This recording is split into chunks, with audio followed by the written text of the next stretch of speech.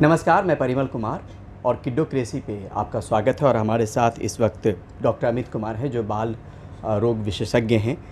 Sir, हम ये समझना चाहते हैं कि जो अपना क्लिनिक है जहाँ पे किड्डी विंक है दिलशाद गार्डन में, उन पेरेंट्स को लेकर जिनकी डिलीवरी हुई और वो घर गए होंगे, किस तरह की क्वेरी आती है और क्या कुछ घर पे उनको एहतियात बरतना चाहिए? देखिए, न्यू पेरेंट्स के लिए एक न्यूबॉर्न बेबी बड़ा चैलेंज होता है।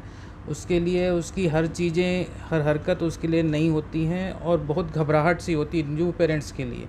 तो जो न्यू पेरेंट्स हैं उनके लिए प्रॉपर गाइडलाइंस होना या प्रॉपर उनको समझाना बहुत ज़रूरी हो जाता है, क्योंकि हर छोटी छोटी बात को भी वो सीरियसली ले लेते हैं या कई बार बड़ी चीज़ को भी वो सीरियसली नहीं लेते, इग्नोर कर जाते हैं। तो दोनों ही तरह के लोग, खासतौर पर पहली बार अगर माँ बाप बने, पहली बार माँ बाप बने हैं तो हमारे लिए न्यू पेरेंट्स को एक हम हाईलाइट करके रखते हैं कि ये न्यू पेरेंट है, इनको प्रॉपर गाइड करना पड़ेगा, नहीं तो ये गड़बड़ कर सकते हैं या फिर अपने बेबी के साथ कुछ भी प्रॉब्लम हो सकती है।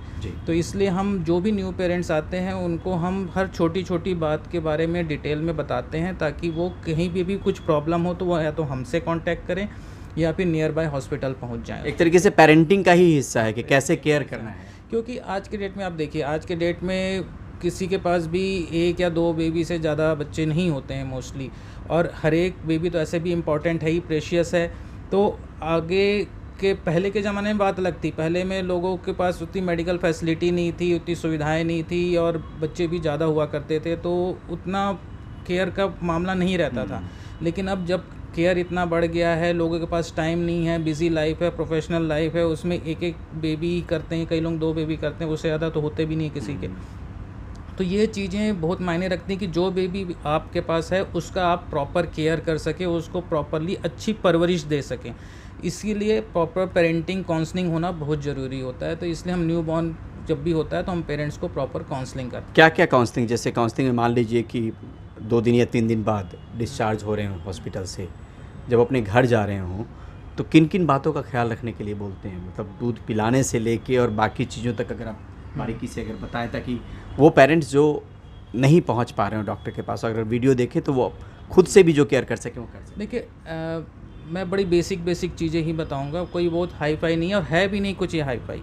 ठीक है, बहुत बेसिक चीज़ें हैं जो कि हर एक किसी को पता होती है, लेकिन वो आसपास के लोग जो होते हैं या फिर दादी नानी होती हैं या फिर फ्रेंड्स होती हैं, या आजकल तो सोशल मीडिया का ज़माना है, तो ये सब तो वहाँ से वो जानकारियाँ इकट्ठी करते हैं लोग और उनको मिस इंटरप्रेटेट करते हैं और उसके हिसाब से क्या सही है क्या गलत जाने बिना उसको इम्प्लीमेंट कर देते हैं। मतलब डूज और डोंट्स की बात क्या है? डूज एंड डोंट्स की बात ही बता रहा हूँ मैं, ताकि इससे सही तरीके से क्या चीज़ें करनी हैं, क्या स्टैंडर्ड गाइडलाइन है उसको फॉलो की जा सके। हमारी शुरुआत होगी दूध पिलाने से लेके, क्योंकि भगवान ने कुदरती तौर पे बच्चे को दूध पिलाना सिखा के भेजा होता है। बच्चा कुछ करे चाहे ना करे, दूध पीना ज़रूर आता है उसको जी। तो बच्चे के लिए ये ज़रूरी है कि उसको माँ का ही दूध मिले।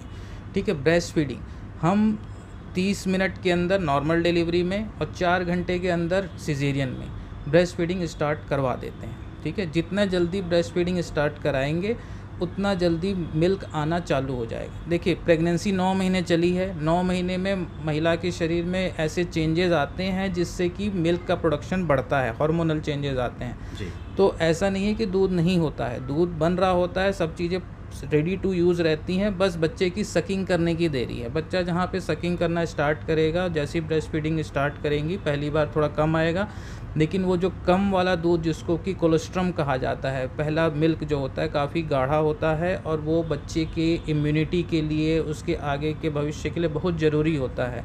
कई पुरानी प्रैक्टिसेस हैं कि जिसमें कि वो पहले के गाढ़ा दूध को ख़राब है बोल के डिस्कार्ड कर दिया जाता है। ये कतई नहीं करना है, कभी नहीं करना है इस चीज़ को। ठीक है, क्योंकि वो पहला गाढ़ा दूध जिसको कोलेस्ट्रम कहा जाता है, that is very important for the babies because it increases the immunity. ठीक है, तो बच्चे को जैसी पैदा हो बिना सोचे समझे माँ का दूध पिलाना स्टार्ट कर देना है। बच्चा ऐसा नहीं है कि भूखा रहेगा और लेटा रहेगा, वो जैसे ही उसको भूख लगेगी रोना स्टार्ट करेगा, that is the simple indication. जैसे ही बच्चा रोए बिना सोचे समझे उसको ब्रेस्ट फीडिंग कराना है। ठीक है, इसको कॉम्प्लिकेट नहीं करना है। लोग इसको कॉम्प्लिकेट कर देते हैं कि इसको पेट दर्द दे रहा है, इसको कुछ और तकलीफ़ है, ये वो कुछ नहीं। जैसे ही बच्चा रोए, गोल्डन रूल है कि आपको दूध पिलाना है। ठीक है, ये हो गया दूध पिलाने को लेके। दूध पिलाना है कब पिलाना है? जब बच्चा रोए तब पिलाना है। कितना पिलाना है, जितने देर तक वो पिए उतने देर तक पिलाना है। जनरली देखा गया है कि हर बच्चा 2 से 3 घंटे में उठ जाता है दूध पीने के लिए, और हार्डली 20, 25, 30 मिनट में दूध पी के खत्म कर देता है। जब जन्म ले रहा है और महीने, 1.5 महीने, 2 महीने तक का बच्चा है, ये शुरुआती तो दौर की ही बता रहा हूँ, आगे के तो बहुत चेंजेस होते हैं, लेकिन शुरुआती दौर में ही ये चीज़ें फॉलो करना बहुत ज़रूरी है कि बच्चे को माँ का ही दूध पिलाना है, और माँ के दूध पिलाने के बाद कंधे पे रख के अच्छे से डकार दिलाना है। तो डकार दिलवाने के लिए पीछे पीठ को कंधे पे इस तरह से रखेंगे और उसके पीठ में हल्के हल्के हाथों से टैप करना है, ठीक है। सिर्फ सहलाने से काम नहीं बनता, हल्के हल्के हाथों से टैप करेंगे तो उसे बर्प, हाँ, गैस निकलती, क्योंकि बच्चा जब सकिंग करता है तो साथ में थोड़े थोड़े एयर भी सक करता है अंदर में, जिस एयर की वजह से थोड़ा सा पेट में ब्लोटिंग सा हो सकता है उसको, तो उसी को निकालने के लिए हम बर्प कराने के लिए एडवाइस करते हैं। That is must after every feed, हर दूध के बाद फीड करा के बर्प कराना ज़रूरी होता है। ठीक है। दूध पिलाने के लिए अगर बच्चा 3 घंटे 4 घंटे से ज़्यादा बाई चांस सो रहा है तो फिर हम बोलते हैं कि उसको आप उठा के दूध पिलाइए। उठाने के लिए तरीका यही होता है कि बच्चे के या तो कान के पीछे आप टिंगलिंग करिए, या पैरों के सोल में जो होता है वहाँ पे आप टिंगलिंग करिए, या फिर बच्चे को थोड़ा सा रोशनी की तरफ दिखाइए तो बच्चे की आंखें खुलने के चांसेस ज़्यादा रहते हैं, ठीक है। या फिर आप थोड़ा बहुत हल्का फुल्का हिलाएंगे तो भी उठेगा जी। लेकिन अगर बच्चा नहीं उठ रहा है तो उसमें पैनिक होने की बात नहीं है, अगर 2-3 घंटे में नहीं उठ रहा है तो। लेकिन अगर हाँ 5-6 घंटे से ज़्यादा हो जाए नहीं उठ रहा है तो that situation is dangerous, may be dangerous, not necessarily but dangerous हो सकती है उस चीज़ में। तो इसलिए हमको यही गाइडलाइन दी जाती है पेरेंट्स को कि आप माँ का ही दूध स्टार्ट करिए, जिसमें कि आज के ज़माने में काफ़ी पेरेंट्स फेल होते हैं।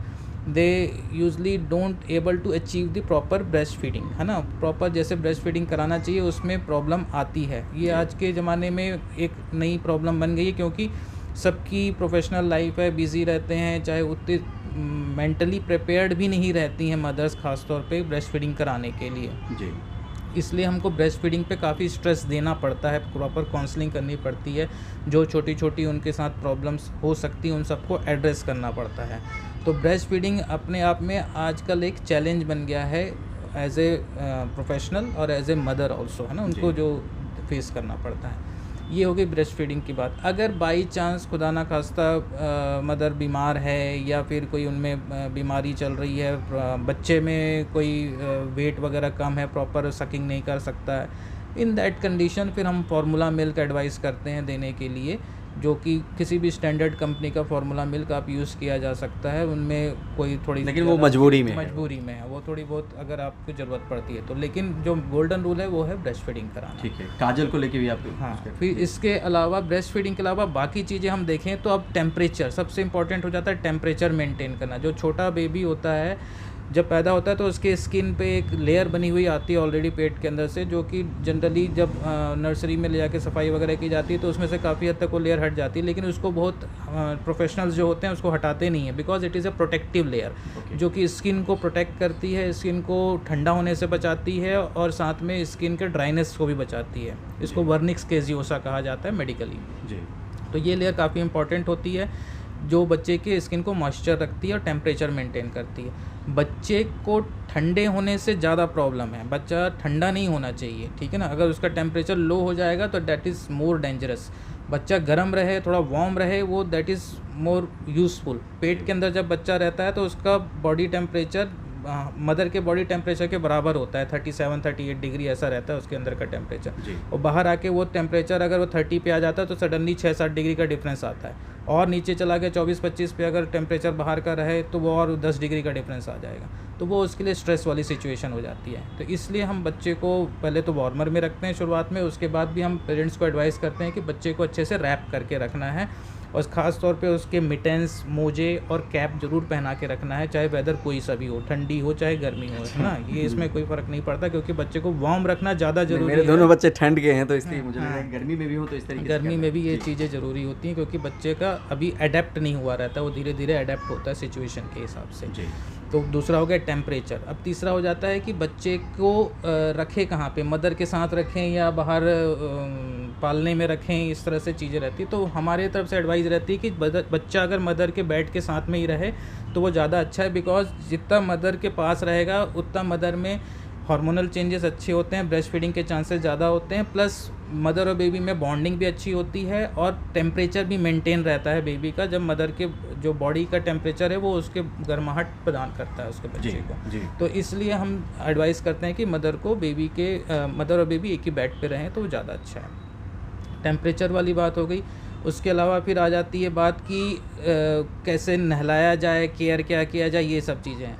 तो देखिए, नहलाने के लिए कोई बच्चे में बहुत ज़रूरी नहीं कि आप प्रॉपर बेदिंग कराएं। शुरुआत के आप हफ्ता 2 हफ्ता ईज़िली उसको डिले कर सकते हैं। आप डेली स्पंजिंग कर लीजिए ल्यूक वार्म वाटर से, हल्के हाथों से, without any soap, without any detergent. आप प्लेन वाटर से आप डेली बस क्लीन कर लीजिए, क्योंकि डायपर एरिया है, चाहे सुसु पॉटी वगैरह बच्चे ने किया तो वो एरिया क्लीन होना चाहिए। खास तौर पे नेक का एरिया, ग्रॉइन का एरिया, एक्सिलरी एरिया, ये सब चीज़ें बच्चे के क्लीनिंग होनी चाहिए। बस तो कितने दिन बाद ये हम कर सकते हैं अगर गर्म पानी से भी, सुसुम पानी से? शुरुआत के 2-3 दिन तो ज़रूरत नहीं पड़ती है। जब तक वो वेर्निक्स कैजियोसा जब सूख जाता है उसके बाद आप स्टार्ट कर सकते हैं। ठीक है। प्लस बेबी के स्टंप होता है जो अम्बलाइकल कॉर्ड बोलते हैं, जहाँ से बेबी मदर से अटैच हुआ रहता है, वो काट के अलग किया जाता है और फिर वो क्लैंप लगा होता है। जो क्लैंप है वो जनरली 5 से 7 दिन में झड़ जाता है वो, है ना।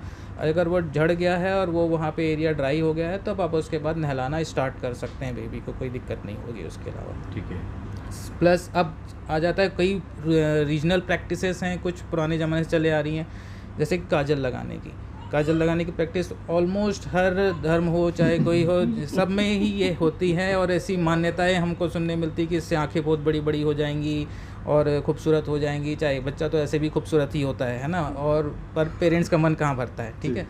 बट ये सब चीज़ें मेडिकली स्पीकिंग ये अलाउड नहीं है, क्योंकि इनसे कंजक्टिवाइटिस वगैरह होने का रिस्क रहता है।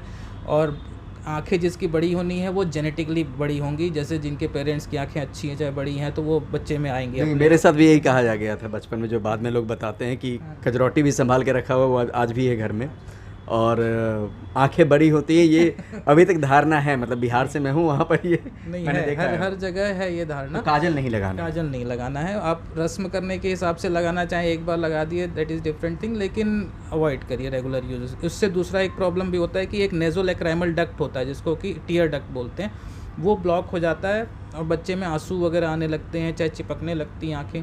तो ये सब चीज़ें होने के प्रॉब्लम्स होते हैं। तो काजल का कोई नेसेसरी यूज़ नहीं है, इसलिए हम अवॉइड करने बोलते हैं उसको। उसके अलावा कई रीजनल में प्रैक्टिस है कि बच्चे को शहद पिलाना है, बच्चे को ग्राइप वाटर पिलाना है, जन्म गुट्टी पिलाना है। तो इन सब चीज़ों के लिए भी मेडिकली हम परहेज करने बोलते हैं। इन सब चीज़ों का कोई रोल नहीं है, इन सब चीज़ें हार्मफुल प्रैक्टिसेस के अंदर आती हैं। इससे बच्चे में कॉम्प्लिकेशन होने के चांसेस बहुत ज़्यादा रहते हैं। पुराने ज़माने में लोग बोलते हैं कि हाँ हम लोग तो यही जन्म घुट्टी पी के बढ़े हैं, चाहे ये हैं, लेकिन मेडिकली उनको जब टेस्ट किया गया, चाहे उसके ऊपर रिसर्च किया गया, तो वो या तो किसी यूज़ के नहीं निकले हैं या कई बार तो उनमें कई हार्मफुल केमिकल भी पाए गए हैं जिससे कि बच्चे में इन्फेक्शन वगैरह होने के चांसेस रहते हैं। तो इन तरह की हार्मफुल प्रैक्टिसेस को हम लोग अलाउ नहीं करते हैं, इस चीज़ को मना करते हैं। गोल्डन रूल है कि सिर्फ और सिर्फ माँ का दूध पिलाना है। अगर किसी कारणवश से बच्चे को नहीं दूध मिल पा रहा है, चाहे प्रॉब्लम हो रही है, तो फिर फार्मूला फीड पे जाना है, उसके अलावा कुछ नहीं देना है। अच्छा, आमतौर पे ये समझना चाह रहा हूँ, मतलब आपकी बात अगर ख़त्म हो गई है तो मैं ये समझना चाह रहा हूँ कि किस तरह के क्वेश्चन लेके महीने भर के जन्म के बाद यूजुअली पेरेंट्स आपके पास आते हैं, जो हमारे जरिए भी वो समझ पाएँ कि अगर इस तरह की। देखिए, मोस्टली जो पेरेंट्स हमारे पास आते हैं, सबसे बेसिक और सबसे कॉमन क्वेश्चन यही रहता है कि हमको कैसे पता चले कि मिल्क ठीक से आ रहा है या नहीं आ रहा है, या बच्चे का पेट भर रहा है या नहीं भर रहा है। ठीक है, ये सबसे कॉमन क्वेश्चन है, क्योंकि ब्रेस्ट फीडिंग है, वो तो बच्चा पी रहा है, मदर को भी पता नहीं चल पाता है कितना पी रहा है कितना है, तो वो एक अंदाज़ा नहीं लगा पाती कि बच्चा भूखा है या फिर बच्चे को अभी भी भूख लगी है जी। तो करना क्या है, इसके लिए यही है कि आप बच्चे को हार्डली 20 से 30 मिनट का फीडिंग कराना होता है।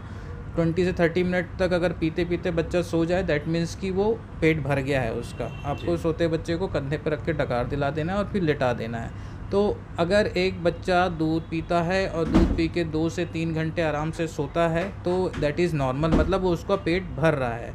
अगर वो दूध पी रहा है और फिर हर आधे घंटे बाद उठ जा रहा है, 1 घंटे बाद उठ जा रहा है, तो उसको उस सेशन में प्रॉपर दूध नहीं मिला है, मान के चलते हैं। तो इसलिए उसको थोड़ा थोड़ा दूध करके मिल रहा है और वो बार बार दूध मांग रहा है, तो उस कंडीशन में मदर को हम बताते हैं कि हाँ भैया प्रॉपर डाइट लीजिए, जिससे तो क्या क्या डाइट, किस तरह की डाइट है जो?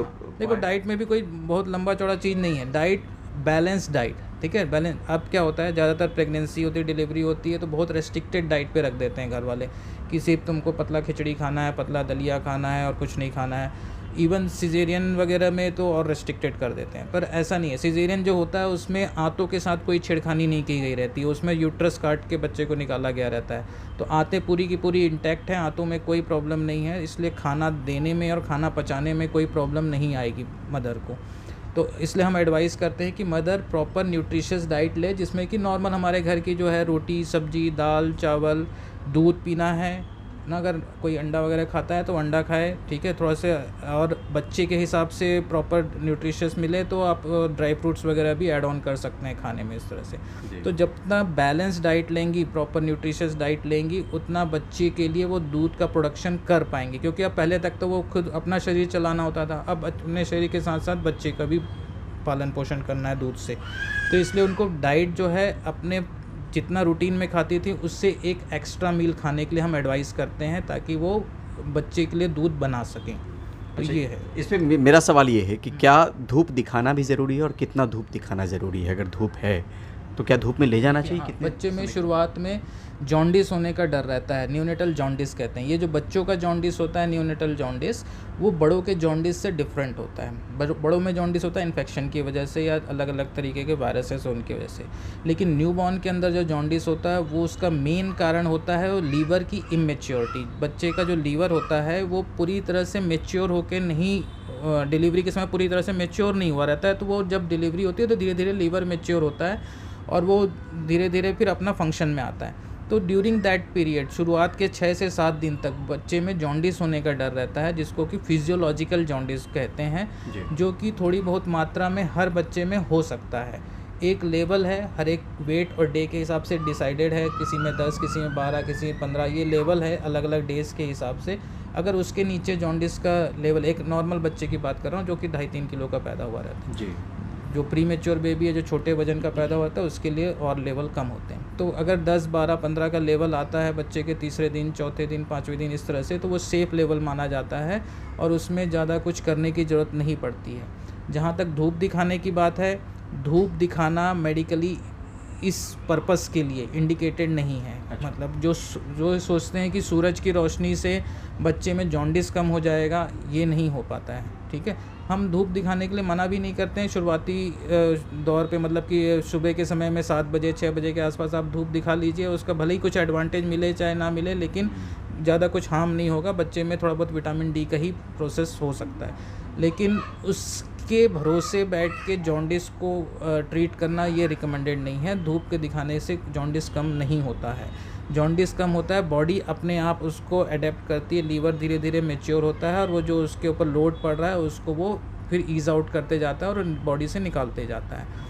कुछ कंडीशन है जैसे कि अगर मदर और बेबी के ब्लड ग्रुप में इनकॉम्पेटिबिलिटी है, मदर O पॉजिटिव है और बेबी A या B पॉजिटिव है, या मदर नेगेटिव ब्लड ग्रुप की है और बेबी पॉजिटिव ब्लड ग्रुप का है, तो ऐसे कंडीशन में बच्चे में जॉन्डिस का लेवल बढ़ने के चांसेस बहुत ज़्यादा होते हैं।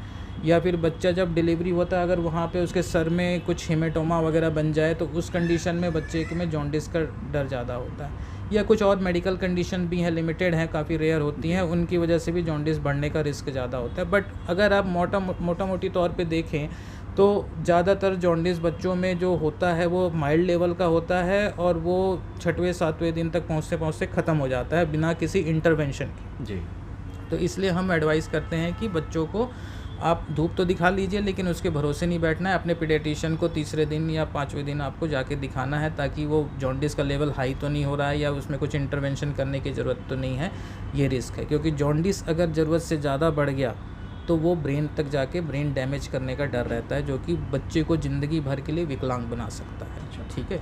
एक और सवाल, क्या नाभि को साफ़ करने की ज़रूरत है और अगर है तो कैसे करना चाहिए? अगर बच्चे की नाभि पे कोई गंदगी नहीं लग रही है, बच्चा घर में है और वो सिर्फ कोई भी उसमें गंदगी नहीं लग रही है, तो वो उसको कुछ भी करने की ज़रूरत नहीं है। वो 5वें दिन 6वें दिन 7वें दिन तक पहुँचते अपने आप ड्राई होकर वहाँ से टूट के निकल जाता है। ठीक है। पुरानी प्रैक्टिसेस थी, हमने तो ये भी देखा है कि उसमें गोबर तक लगाया गया है लोगों द्वारा कि गोबर लगा के उसको ठीक किया जाए करके, जो कि हार्मफुल प्रैक्टिस है, तो वो उस चीज़ को नहीं अलाउ करते हैं।